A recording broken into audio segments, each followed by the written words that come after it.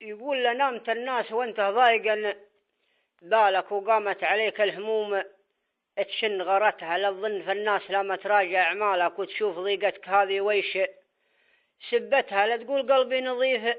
وهو يورالك مده ورا الناس هذه غير نيتها، وإن كان ضيك مرض دخلك في حالك غير الله اللي يفكك من مصيبتها. قوم وتوضأ وربك يعلم أحوالك، وارفع يدينك على القبله ونيتها، قول يا الله يا ربي وانا سالك، لا تحمل نفوس خلقك غير قدرتها، وإن جتك من صاحب طفشان من جالك لا تعتجل لين تكشف لك حقيقتها. ما كل صاحب اللي يصحبك يصفالك، ما جاب مجنون ليلة غير ضحكتها، والنذل يبقى نذل مهما تسوالك، وأهل الحركات ما تترك حركتها، ولا تشتكي غير للي ارتكشالك، ولا المساكين ما ترفعك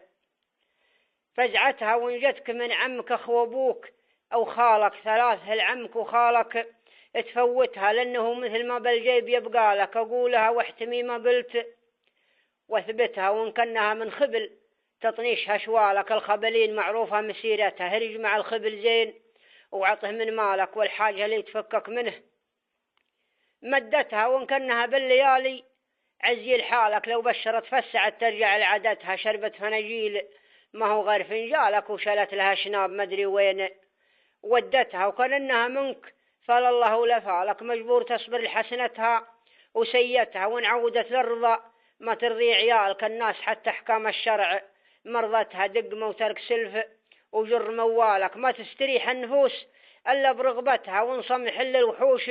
وصك جوالك، لا تبلشك ناس ما تطفي شريحتها، ولا جيت فاللي تبيها نزل دلالك، وتعب على دلة تنعشك ريحتها، ونكتم الجو